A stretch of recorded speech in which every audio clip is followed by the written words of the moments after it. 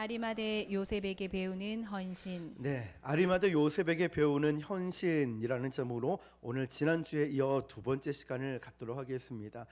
말씀의 배경은 지난주에 했기 때문에 지난주 설교 말씀을 참고하시면 되고, 오늘 두 번째 헌신에 대해서 한번 살펴보겠습니다. 자, 이제 이어서 말씀을 보면 예수님의 시신을 수습하기 위해서 요셉의 요청을 듣고 빌라도가 흠칫 놀랐습니다. 두 가지로 놀랐어요. 첫 번째가 왜 놀랐냐면, 아리마대 요셉이라는 사람이 예수님의 시신을 달라고 요청하는 이 장면에서 놀란 거죠. 왜 그러냐면, 아리마대 요셉은 로마 총독부에서도 딱 알고 있는 유대 사이의 유명한 부자였어요. 그리고 종교 지도자들이 있는 사내들인 안에서도 굉장히 존경을 받고 있는 지역 유지였다는 거예요. 공회원이었죠. 자, 이런데 지금 이 상황에서 유대 종교로부터 또 사회로부터 로마 정부로부터 예수님은 반역자로 몰려서 지금 죽은 시체로 있다는 거예요. 그런 이 예수님, 그런데 지금 예수님과 친분 있는 사람들조차도 예수님을 모른다 그러고 전부 다 손절하는 이 상황에서 심지어는 예수님의 제자들마저도 그 예수님이 십자가에 달리셨을 때 도망을 가고 없어 흩어진 상황이었어요. 그런데 아리마대 요셉이 와서 이 시신을 수습하겠다 그러니까, 그러면 자신도 오해를 받고 또 쉽게 말하면 왕따를 당할 수 있고 곤경에 처할 수 있는데, 아니 어떻게 아리마대 요셉이 이 시신을 달라고 그럴 수 있지? 라는 거죠. 그래서 아리마대 요셉의 얼굴을 보니까 오늘 성경 말씀에는 당돌이라고 되어 있지만 용감하게 담대하다라는 뜻이에요. 그 얼굴 표정을 보니까 전혀 두려움이 없었다는 거예요. 그리고 두 번째로 뭐냐면, 보통 십자가 처형이 이루어져서 여기서 죽은 사람은 2일 내지 3일 정도 지나야 완전히 숨을 거두게 됩니다. 그런데 어떻게 예수님이 단 6시간 만에 짧은 시간에 숨을 거두었을까라는 생각에 빌라도는 굉장히 머리가 복잡해져 있습니다. 그래서 십자가 처형을 담당했던 사람을, 이 어떤 백부장을 부른 거죠. 야, 백부장 일로 와봐. 그러면서 이 백부장이 어떤 사람이냐면 로마군의 연대장급의 사람이었던 거예요. 이 백부장이 빌라도에게 무엇을 어떻게 고백을 했냐면, 우리가 추측할 수 있는 구절은 누가복음 23장 44에서 48절을 보면 알 수 있어요. 같이 읽어볼게요. 시작. 예수께서 이르시되 내가 진실로 내게 이르노니 오늘 내가 나와 함께 낙원에 있으리라 하시니라. 때가 제6시쯤 되어 해가 빛을 잃고 온 땅에 어둠이 임하여 제9시까지 계속하며 성소의 휘장이 한가운데가 찢어지더라. 예수께서 큰 소리로 불러 이르시되 아버지, 내 영혼을 아버지 손에 부탁하나이다 하고 이 말씀을 하신 후 숨지시니라. 백부장이 그 된 일을 보고 하나님께 영광을 돌려 이르되 이 사람은 정녕 의인이었도다 하고, 이를 구경하러 모인 무리도 그 된 일을 보고 다 가슴을 치며 돌아가고. 자, 마지막 48절을 보면 백부장이 나오죠.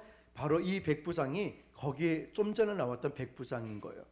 자, 그래서 로마 백부장도 정도면 이제 전쟁터에서 10년, 20년 잔뼈가 굵은 베테랑의 군인이었다는 거죠. 다시 말하면 수많은 사람들이 죽음을 목도한 사람이기 때문에 사형수 하나쯤 죽는 거는 전혀 감정 미동이 없는 사람이었습니다. 그런데 예수님의 십자가의 죽음은 달랐던 거죠.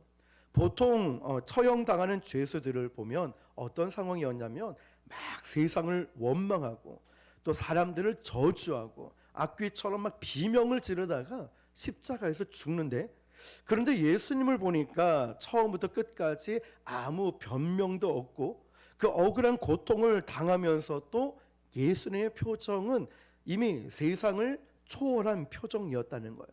그리고 하나님께 기도하는 그 모습, 자신을 못 박는 자들을 용서하는 그 기도 모습을 보면서, 백부장은 이 사람은 보통 사람이 아니라는 것을 깨닫기 시작합니다. 그리고 게다가 그 십자가에 못 박히셨을 때 하늘이 캄캄해지고 땅에 지진이 나고 온 천지가 그 죽음을 슬퍼하는 이 과정을 목격 가운데 백부장에게 성령이 임한 것이죠. 자기도 모르게 뭐라고 얘기하죠? 이분이 하나님의 아들이다. 이분은 정령 의인이다. 이런 말을 한 거예요. 그런데 여러분, 이 백부장은 조금 전에 설명을 드렸듯이 이렇게 말할 수 있는 사람이 아니에요. 그런 죄에서 한 명 죽는 거는 눈 하나 깜짝하는 사람이 아니라는 거예요. 그런데 예수님이 십자가에서 죽으시는 이 과정을 보면서 자기도 모르게 하나님의 아들이다, 의인이다라는 말이 나왔다는 거죠. 그런데 그 군인의 입에서 이 말이 튀어나왔는데 훗날 교회사의 야사에 보면 뭐라고 되냐면 이 로마 백부장은 로마 군대 복음화에 큰 기여를 하는 복음의 증인이 되었다라고 기록을 합니다. 이 백부장의 보고를 들으면서 총독이었던 빌라도도 충격을 받은 거예요. 빌라도는 그에게서 예수님에게서 아무 죄도 찾지 못했거든요. 그런데 예수님을 놓아주려고 했지만 유대 지도자들, 민중을 충동해서 이러다가는 큰일 날 것 같은 거예요. 밀란이 일어날 것 같은 거예요. 그래서 총독으로서 어쩔 수 없이 압력을 받고 예수를 죽였습니다. 십자가 처형하라고 내준 것뿐인데 이 총독은 마음이 편치 않았어요. 혹시나 했더니 역시나 그 무서운 부하 군인이 완전히 변해서 눈빛이 완전히 달라서 하나님의 아들을 보고 온 그 모습을 보면서 빌라도는 충격을 받았습니다. 게다가 존경받는 종교 지도자였던 아리마대 요셉까지 아무 두려움 없이 곤경을 처할 수 있음에도 불구하고 하나도 두려움 없이 예수님의 시신을 수습하겠다 그러니까 빌라도는 그래, 그러면 너가 알아서 수습해라고 내어준 거죠. 자, 여러분, 우리는 이 장면에서 무엇을 봐야 될까요? 그리고 또 무엇을 볼 수 있어야 될까요? 우리는 세상에 힘 가진 사람을 두려워하지만 우리가 진짜 십자가의 주님을 부끄러워하지 않는다면, 저와 여러분이 정말 말씀대로 산다면 빌라도는, 아니 세상은 오히려 우리를 존경할 거예요. 무슨 말일까요, 여러분? 제가 전도를 하다 보면은 참 씁쓸한 이야기를 들어요. 목사님도 전도를 합니까? 요즘 이렇게 목사님이 전도하는 사람이 안 계셔요. 믿지 않는 사람들이. 그리고 그 교회는 열심히 복음 전하고 기도하는 교회라면서요, 당연한 일들을 세상 사람들이 오히려 존경하고 칭찬하고 있는 모습들. 얼마 전 일이었는데요. 처음에 이곳에 교회를 이전하고 나서 전도할 때 많은 사람들이 이런 얘기를 했어요. 목사님 교회는 안 될 거라고. 주변에 큰 교회들이 많이 있어서 교회 개척하고 교회 이러면 안 될 겁니다. 그런데 그렇게 말씀했던 분들이 지금은 우리 교회를 칭찬하고 인정을 하고, 교회는 이래야 돼, 목사님은 이래야 돼. 자, 여러분, 우리가 세상 사람들을 두려워하는 것이 아니라 저와 여러분이 정말 말씀을 붙잡고 십자가를 붙잡고 살아간다면 오히려 세상 사람들이 우리를 존경한다는 거죠. 우리가 진짜 예수님을 위해서 안 사니까, 적당히 살아가니까 세상이 교회 다니는 예수 믿는 사람을 우습게 보는 거 아닐까요? 내가 정말 십자가 앞에서 내가 죽지 않고 살아 있으니까 예수 믿는 저와 여러분은 혹시 우습게 보지는 않을까요? 세상 사람들이 교회를 만만하게 보고 우습게 보는 건 아닐까요? 세상에서 우리를 핍박할지언정 우리가 존경하는 것은 진짜 예수님을, 우리가 진짜 예수님을 부끄러워하지 않을 때 우리 안에 그런 존경심과 그런 하나님의 능력과 복음의 능력이 나타날 줄 믿습니다. 우리가 부끄러워하지 않는 거예요. 복음을 전할지라도 내가 부끄러워하지 않는 이유가 사도 바울처럼 그 복음이 나를 살렸고 또 다른 영혼을 살리기 때문에 우리는 절대 부끄러워하지 않습니다. 길에서 기도를 하든 길에서 복음을 전하든 부끄러워하지 않고 예수 믿는 자답게 당당하게 살아가는 것이죠. 46절을 보니까 요셉은요, 바위 속에 판 무덤에 예수님의 시신을 안치했다라고 했는데, 그 당시 바위를 판 무덤은 굉장히 비쌌습니다. 보통 사람들은 그냥 공중 묘지에 그냥 그렇게 시신을 매장을 하는데, 마태복음에 보면 요셉이 자기가 산 새 무덤에 예수님을 모셨다라고 했습니다. 예루살렘 인근에 자기가 가진 새 무덤을 가진 사람은 흔치 않았어요. 그 당시 최고 부자들만은 그런 새 무덤을 가질 수 있었어요. 이 무덤을 마련하기 위해서 수십 년 동안 그들은 준비해야 되고 돈을 모아야 됐고 많은 돈을 투자해야만 했습니다. 그리고 뿐만 아니라 죽기 전까지 정성스럽게 그 무덤을 관리해야 됐죠. 자기와 가족들이 다 묻히는 곳이니까 새 무덤이라고 봐서 아직 한 명도 이곳에 장사한 적이 없던 새 무덤이었다는 거죠. 그리고 예수님이 장사 지내고 나면 자기 가족의 무덤이 없어지는 거잖아요. 다시 돌이킬 수 없는 헌신이었다는 거예요. 그런데 이 헌신의 결정을 요셉은 단 몇 시간에 해버린 겁니다. 주님 앞에 최고의 것을 들었다는 거죠.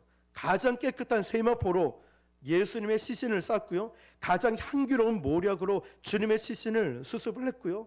한 번도 사용하지 않는, 이제는 다시는 사용할 수 없는 자기 가족의 새 무덤을 예수님께 드렸다는 것이죠. 여러분 무엇이 느껴지십니까? 자기의 베스트, 자기의 최고를 들여서 예수님의 시신을 장사 지냈다는 거예요. 나의 베스트는 무엇입니까? 나의 최고의 것을 하나님께 드리고 있습니까? 헌신은 이겁니다. 남는 시간 쪼개서 드리는 게 아니라 그냥 남아 돌아서 헌금을 하고 헌신하는 것이 아니라 우리 주님께서 나를 위해서 베스트, 최고의 것을 주셨기 때문에, 생명을 주셨기 때문에 나도 부족하지만 주님께 드릴 때 쓰다 남은 시간, 쓰다 남은 돈, 쓰다 남은 이 헌신을 하는 것이 아니라 이 순간에 내가 가지고 있는 최고의 것을 주님께 드리는 것이 헌신입니다. 주님 앞에 드리는 헌신. 여러분, 저는 그래서 목회를 하면서 이런 생각을 많이 합니다. 제가 건강이 안 좋거나 능력이 부족한 건 몰라도 제가 하나님께 드릴 수 있는 건 최선을 다해서 드리고 싶습니다. 이 고백. 하나님께서 저를 이렇게 전도팀을 훈련시키고 이런 일에 언제까지 쓰실지는 몰라요. 분명 언제까지는 쓰시겠죠. 평생 이러지는 않겠죠. 그렇지만 하나님께서 그 부분에 쓰실 때, 그리고 우리 교회를 섬기고 우리 성도들을 섬기고 이런 귀한 사역을 맡겨주셨을 때 저는 제가 가진 모든 최선의 것을 하나님께 드리고 싶다라는 고백을 합니다. 저는 제가 건강이 약해서, 저는 제가 지식이 부족해서, 제가 할 줄 아는 게 별로 없어서는 몰라도 제가 할 수 있는 거라면 저는 최선을 다해 섬기겠습니다. 그래서 우리도 교회에서 주보 하나를 접어도 정성스럽게 접어야 되죠. 나를 위해 돌아가신 주님께 아리마대 요셉처럼 최고의 것을 드리는 거죠. 내게도 꼭 필요한 것 나를 위해 쓸 수도 있지요. 그런데 주님이 주신 은혜가 너무 귀하고 크다 보니까 그 십자가 보혈의 충격에 사로잡히니 이게 없어졌어요. 계산이 없어졌다는 거예요. 이제는 계산하지 않아요. 하나님 앞에 파격적인 헌신을 합니다. 이것이 제자도이죠. 계산하지 않는다고요. 내가 이윤을 따지지 않아요. 내가 손해가 될까 이익이 될까 계산하지 않아요. 나만 이것을 해야 되나 그런 생각도 품지 않아요. 그저 주님 앞에 받은 사랑 때문에 아무 계산 없이 주님의 십자가 앞에 나의 최고의 시간, 최고의 열정, 최고의 물질, 최고의 것을 하나님께 드린다는 것입니다. 요한복음 19장에 보면 아리마대 요셉의 이 무덤이 예수님께서 십자가에 못 박히시던 그 골고다 언덕에 위치했다라고 되어 있어요. 이게 과연 우연이겠습니까? 이사야서에 보면 이미 500년 전에 이 부분은 예언이 되어 있습니다. 예수님이 부자의 무덤에 안치될 것이라고. 하나님의 섭리죠. 이 말이 무슨 말이냐면 이미 아리마대 요셉이 태어나기 전부터 이 거룩한 운명을 위해서 하나님은 준비를 하고 계신 거예요. 그래서 아리마대 요셉에게 돈도 주시고 영향력도 주시고 그러면서 이 요셉을 예수님을 위해서 준비시킨 거예요. 그 결정적일 때에 너는 나의 아들의 죽음을 준비하는 존재가 될 것이다. 하나님은 이 아리마대 요셉을 이 때를 위해서 준비하셨어요. 어떻게요? 그가 골고다 언덕 바로 옆에 자기 가족의 무덤, 가장 좋은 새 무덤을 준비했다는 것, 그리고 그것을 준비할 수 있는 물질과 재력을 주셨다는 것, 일찍이 예수님이 앞에 드러나지 않았지만 제자가 되었다는 것, 이 모든 것들이 하나님께서 준비하신 작업들이었다는 것. 그렇지만 정말 중요한 건 이겁니다. 하나님께서 이렇게 준비를 다 시켜놓고 이 일을 이루기 위해서 마지막에 요셉이 무엇을 해야 되냐? 순종과 결단이 필요했다는 거예요. 하나님께서 우리에게 주시는 많은 은사와 능력이 있지만 나의 순종과 결단이 필요하다는 거예요. 그냥 흘러가는 시간을 헬라어로 뭐라고 할까요? 크로노스라고 하죠. 하나님의 성령으로 감동되어 내가 움직여야 되는 그런 영적인 역사가 이루어지는 시간을 헬라어로 카이로스라고 하죠. 우리 모두의 인생에도 하나님의 역사와 하나님이 쓰시고자 하는 카이로스의 시간이 있습니다. 저와 여러분, 과거에는 어떻게 보냈든 간에 이 모든 것들을 통하여 하나님이 지금 이 순간에 저와 여러분을 쓰시고자 하는 하나님의 카이로스의 시간이 있는 거예요. 아리마드 요셉도 그랬습니다.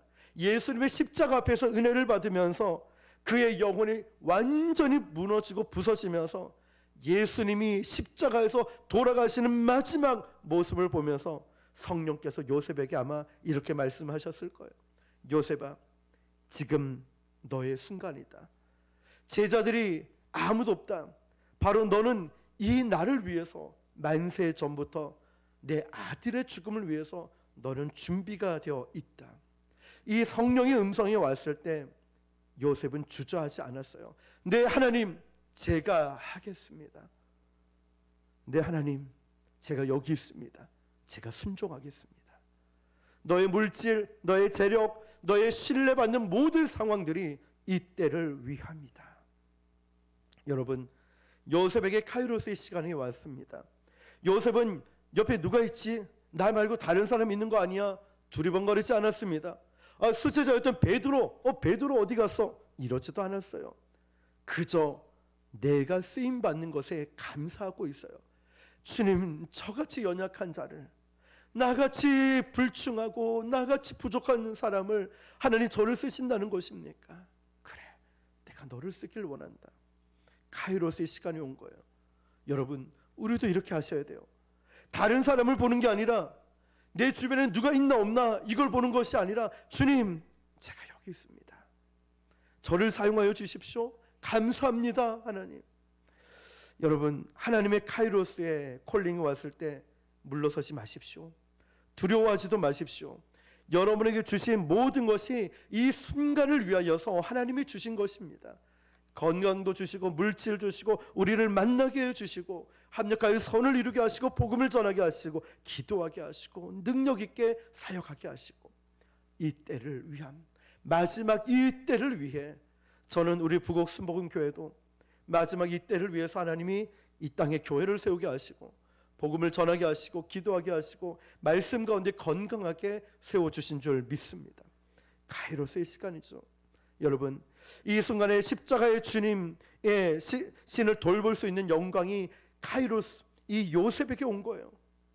예수님의 장례는 몇 시간 안에 신속하게 이루어졌습니다. 오후 3시에 돌아가셨는데 해 떨어지기 전까지 시신을 깨끗하게 닦아서 또 이렇게 정성스럽게 모락을 바르고 정성스럽게 세마포를 둘러가지고 무덤 속에 넣고 이게 또 1톤이 넘는 이 동굴의 큰 이 돌이 있었어요. 장정 10명이 붙어야 그 돌을 간신히 굴릴 수 있는, 얼마나 시간적으로 보면 타이트하고 빠듯한 시간이었습니까? 요셉과 니고데모와 그 하인들이 정말 땀을 뻘뻘 흘리면서 눈에는 눈물이, 온몸에는 땀이 흐르면서 이 일을 했다는 거죠. 그 짧은 시간에 그들은 기독교의 역사를 바꾸어 놓았습니다. 우리는 주님의 때에 내가 가지고 있는 최선의 것을 드려야만 합니다. 우리 주님이 먼저 우리에게 최선을 주셨기 때문에 요셉은 그 짧은 몇 시간 안에 자기가 가진 모든 것을 쏟아 부었습니다. 내가 조금의 건강이라도 있을 때, 내가 조금의 재물과 조금의 재능이 있을 때 여러분 물러서지 말고 주님 앞에 최선의 것을 들으시길 바랍니다. 나 좀 쉬고 와서, 아니 목사님 하나님 좀 다른 사람 좀 시키십시오, 이런 말 하면 안 되는 거죠. 남들이 다 도망가고 남들이 다 빠지고 할 때 아리마대 요셉은 요셉처럼 그 헌신의 자리에 달려가서 주님의 몸을 섬기는 자가 되는 것입니다. 요셉과 비슷한 사람들이 있습니다. 요셉의 죽음을 끝까지 지켜본 여인들이 있는데요. 마가복음 15장 47절입니다. 시작. 막달라 마리아와 요새의 어머니 마리아가 예수 둔 곳을 보더라. 오타가 났는데 요셉의 어머니 마리아가, 자 여러분, 이들은 예수님의 십자가 과정을 끝까지 떠나지 않고 지켜본 사람이에요. 그런데 왜 가까이 올 수가 없냐면 이 당시 문화가 남존 여비 사상이 강해가지고 여성들이 가까이 갈 수 없어요. 가까이 가서 아무리 시신이랄지라도 남자의 몸을 만지고 그러면 막 핍박을 당하던 때였습니다. 그래서 이 여인들은 가고 싶지만 갈 수가 없는 거예요.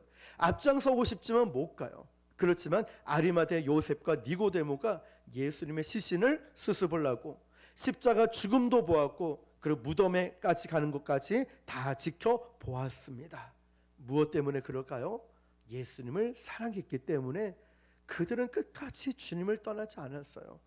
주님의 그 외로운 십자가의 길에 주님의 그 시신에 눈길을 떼지 않았습니다. 그래서 무덤의 위치가 어디인지 정확하게 알기 때문에 사흘 후에 부활의 첫 증인이 될 수 있었다는 거죠. 여러분, 주님의 십자가를 끝까지 함께 해야 우리가 부활의 승리를 만끽하게 될 줄 믿습니다.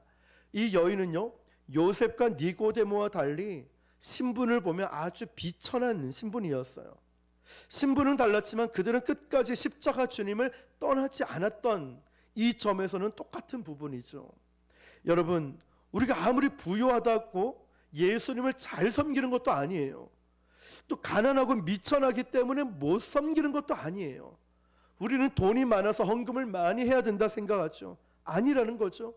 미천하다고 못 섬기는 거 아니고 많다고 잘 섬기는 것도 아니에요.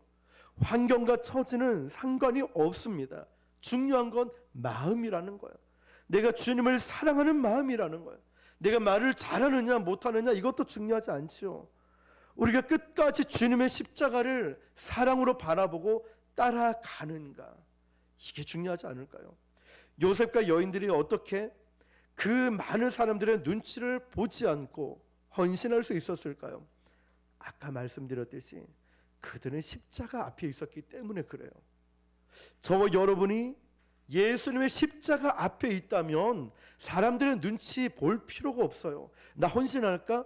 나 이거 해볼까? 봉사할까? 물어볼 필요가 없는 거예요. 주님 앞에 십자가의 은혜를 충분히 경험한 사람은 그냥 그 은혜에 감동대로 가는 것이죠. 십자가의 의미를 깨달았기 때문에. 이들 아리마대 요셉과 니고데모와 이 여인들은요, 누가 설득한 게 아닙니다. 누가 돈을 준 게 아니에요. 누구 눈치 보고 한 것도 아닙니다. 십자가 앞에서 한 사람 한 사람 다 깨졌기 때문에 자신들의 죄를 위해서 하나님의 아들 예수님이 가셨다는 사실을, 그 십자가 보혈을 어둠의 권세로부터 자유케 한다는 사실, 이걸 깨달은 순간 그들은 가슴을 찢고 회개하기 시작합니다. 나를 위해 돌아가신 주님, 나를 위해 십자가에서 죽으신 주님을 위해서 못할 게 뭐가 있냐라는 결심을 한 거죠. 우리도 그래야 되지 않을까요? 물론 그렇게 사시는 분도 계셔요. 정말 저도 그래야 되지 않을까? 나를 위해서 십자가에 돌아가신 예수님을 기억한다면 못할 게 뭐가 있을까요? 그래서 끝까지 그들은 주님과 함께 했습니다. 그렇기 때문에 이 결단이 나오는 거예요. 여러분, 제가 교회에서 보니까 목회를 하는 목회자든 사역을 열심히 하고 있는 성도들이든 보면 이런 특징이 있어요. 헌신은 쥐어짜서 되는 게 아니에요. 헌신은 죄책감으로 하는 것도 아니에요. 헌신은 열심이 있다고 하는 게 아니에요. 그렇게 인간적인 열심으로 하는 사람은 교회에서 일을 하다가 억울한 일, 욕 한마디 들으면 다 도망가죠. 내려놓겠다고. 힘들고 지치면 다 내려놓겠다 얘기해요. 피곤하고 간두고 억울하면 다 그만두겠다고. 왜 그럴까요? 헌신의 동기가 잘못됐기 때문에 그래요. 내가 왜 이 일을 하고 내가 왜 이 사역을 하는가, 그 동기를 잘 봐야 돼요. 사람 때문에, 시간이 많다고, 잘하기 때문에, 열심과 열정이 있다고 그것 때문에 하나님 앞에 헌신한다? 아니에요. 아닙니다. 아리마대 요셉과 이 여인들은요, 그들의 헌신의 특징은 십자가 앞에서 가슴이 무너져 본 사람, 그 십자가 앞에서 예수님의 그 사랑을 경험한 사람이에요. 그런 사람은 사람 눈치 안 봐요. 그런 사람은 내 가진 재능 안 봅니다. 주님 주신 사명 따라 살아가요. 무엇을 하든지 그 사명 중심으로 살아갑니다. 저와 여러분도 그래야 되는 줄 믿습니다. 어떤 동기인가 잘 봐야 돼요.